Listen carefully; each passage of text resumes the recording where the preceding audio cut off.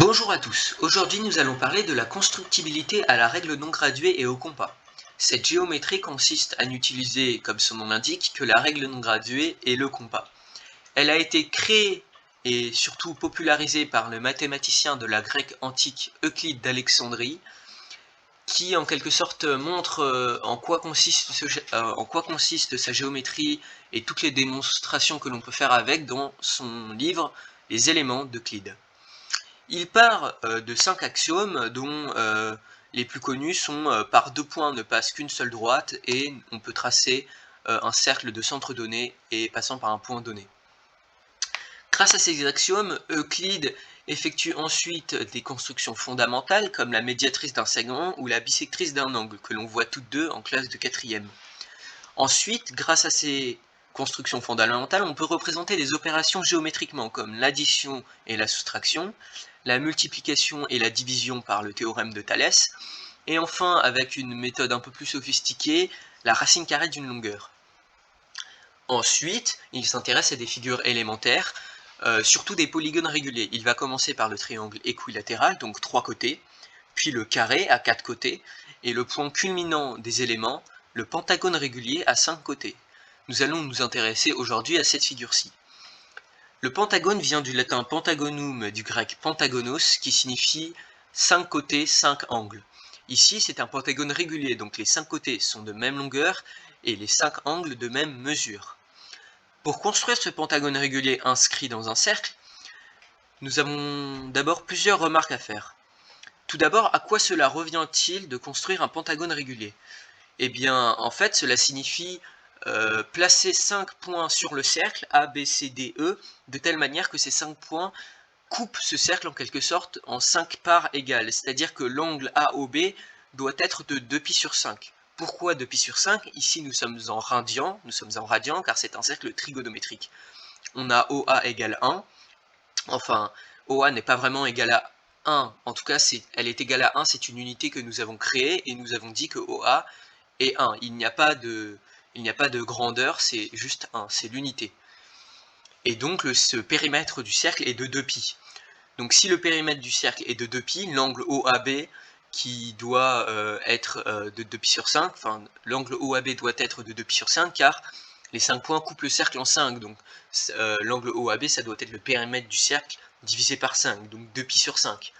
L'angle alpha est de 2π divisé par 5. Et enfin, le segment OI, la longueur OI est de cos alpha, donc de cos 2π/5. Maintenant, notre objectif est de trouver la valeur de cos alpha et donc de cos 2π/5. Pour trouver cette valeur, on doit remarquer encore plusieurs choses et transformer le problème en une équation. Pour cela, il est utile de remarquer que le cosinus du point A est de 1. Bon, c'est logique. Ensuite, que le cosinus des points B et E est de 2π/5. On le voit aisément sur ce schéma. On voit que les points B et les points E ont le même cosinus, qui est 2π/5. Nous l'avons dit précédemment. Et de la même manière, le cosinus des points C et D est de 4π divisé par 5, c'est-à-dire 2π/5 plus 2π/5. Maintenant, nous devons résoudre cette équation. De quelle équation parle-t-on? Nous parlons ici de cette équation. 2 cos 2π/5 plus 2 cos 4π/5 plus 1 égale 0. Alors, pourquoi cette équation? Ici, nous avons 2 cos 2π/5, donc le cosinus des points B et E, et 2 cos 4π/5, les cosinus des points C et D. Le 1 et le cosinus de A. Pour que ces 5 points divisent le cercle en 5, il faut que ces cosinus, la somme de ces cosinus soit égale à 0, qu'ils se rejoignent au centre du cercle. Et donc nous avons seulement à résoudre cette équation pour tracer le pentagone régulier. Première étape de cette équation. Alors ici elle a l'air compliquée à résoudre, mais vous allez voir c'est plutôt simple. Premièrement, on décompose le 4π/5 par 2π/5 plus 2π/5. Pourquoi fait-on cela? Car nous avons une formule de première qui nous dit que cos de A plus B est égal à cos de A fois cos de B moins sin de A fois sin de B. Donc remplaçons cos de 2π/5 plus 2π/5 avec cette formule.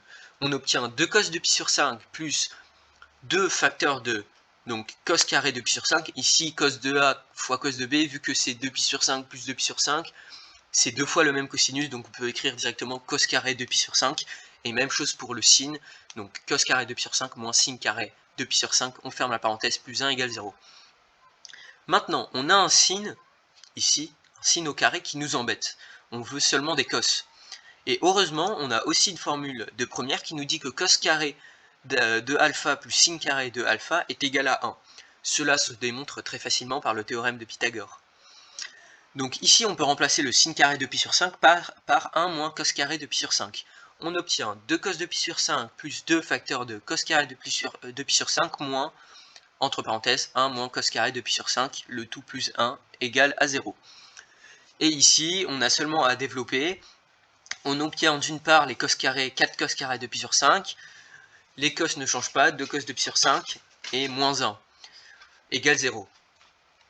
Ici, cela semble encore difficile, mais il suffit de substituer, de remplacer, de poser x est égal à cos de pi sur 5.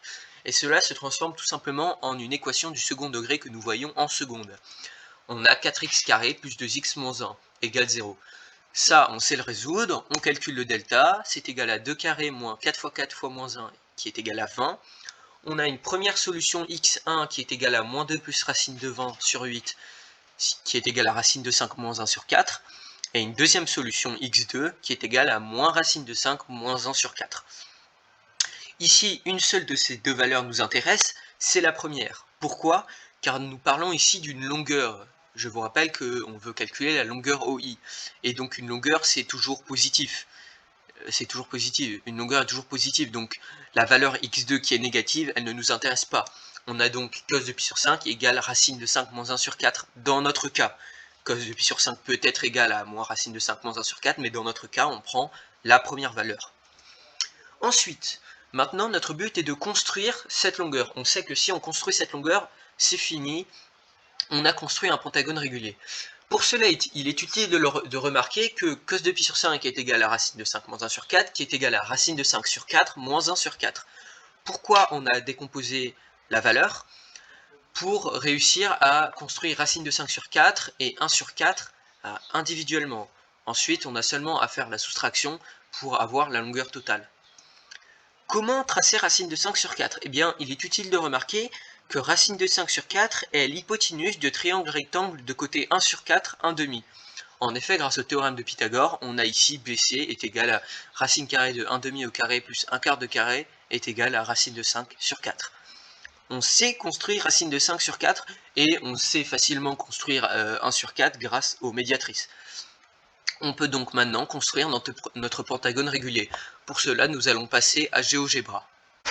Alors, ici nous sommes sur l'outil GeoGebra qui permet, comme vous le voyez, de construire des figures. Alors ici, j'ai déjà tracé le cercle de centre O et de rayon A. Alors dans un premier temps, on va tracer OA pour avoir un premier diamètre et on va tracer l'axe perpendiculaire à OA passant par O. Donc on va ici dans perpendiculaire, on va sur OA et hop, ça passe par O. Maintenant, donc on rappelle que l'on veut tracer d'une part racine de 5 sur 4 et d'autre part 1 quart. Alors nous allons commencer par tracer racine de 5 sur 4. Comme nous l'avons dit précédemment, on a racine de 5 sur 4 qui est l'hypoténuse d'un triangle rectangle de côté 1 demi, 1 quart. Donc ici nous allons construire ce triangle rectangle. Donc on a OA est égal à 1. Donc ici on va le faire de l'autre côté, donc on va tracer la médiatrice dans un premier temps. Bon, ici je le fais avec GeoGebra, si on le fait à la main on peut toujours le faire. La médiatrice on sait le faire à la règle non graduée au compas. Donc on fait la médiatrice ici, donc faut que je place un point ici, voilà. On va le renommer, allez, on va mettre un point loin, Z.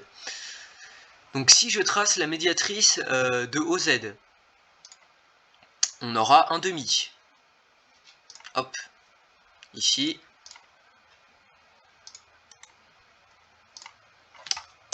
On a OY qui est égal à 1 demi. C'est la médiatrice de OZ. C'est comme si c'était la médiatrice de OA. On sait que O1 c'est l'unité, donc c'est 1. Donc ici OY égale 1 demi. Et si on retrace la médiatrice de OY, on obtient 1 quart. 1 demi divisé par 2 égale 1 quart. Donc ici, on a le point OX qui est égal à 1/4. On a le premier côté de notre triangle rectangle. Maintenant, pour construire le côté de 1/2, il suffit de tracer la médiatrice d'ici de OW. Car OW est aussi égal à 1, donc si on trace la médiatrice, on aura 1/2. Ici, on trace la médiatrice de OW, et on a 1/2. Donc ici,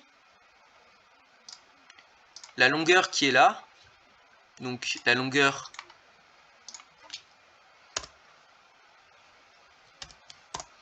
XV, la longueur XV ici, elle est de racine de 5 sur 4. On est d'accord, car ici on a OX est égal à 1/4, OV qui est égal à 1/2, et donc l'hypoténuse de ce triangle rectangle, car bien sûr j'ai tracé OW qui est la perpendiculaire de ZA, donc l'angle ZOW est perpendiculaire. Donc on est bien dans un triangle rectangle.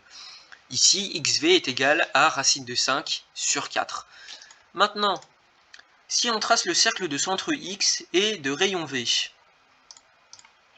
on obtient le fameux point I. Pourquoi on obtient le point I? Parce que regardez, la longueur OI c'est quoi là? La longueur OI c'est donc le rayon du cercle c'est racine de 5 sur 4. On est d'accord, le rayon du cercle c'est XV, racine de 5 sur 4. Donc XI est de racine de 5 sur 4. La longueur XI est de racine de 5 sur 4, car I est sur le cercle de centre X de rayon XV. Et la longueur OI, c'est XI moins la longueur OX. Et la longueur OX, c'est 1/4.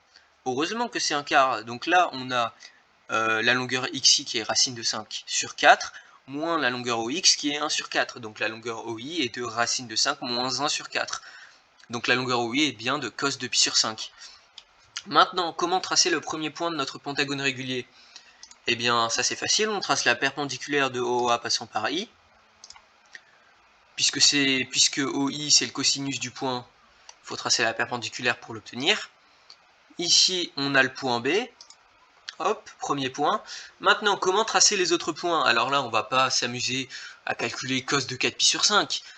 Maintenant qu'on a le côté AB, on sait que les 5 côtés sont égaux, donc il suffit de prendre la longueur et de la reporter sur le cercle. Ici, on a le deuxième point de notre pentagone. Et on recommence l'opération pour avoir le troisième point, puis le quatrième point. Hop, on a le quatrième point ici, E. Et donc maintenant, bon là c'est un peu le bazar, mais je vais peut-être mettre d'une autre couleur les côtés du pentagone pour qu'on voit bien. Ici, si on trace A, B, C, D, E, on a bien un pentagone régulier. Bon, attendez, je vais les mettre d'une autre couleur, les segments, comme ça on va bien voir que c'est un pentagone régulier. On va les mettre en orange, tiens, hop. Hop, orange.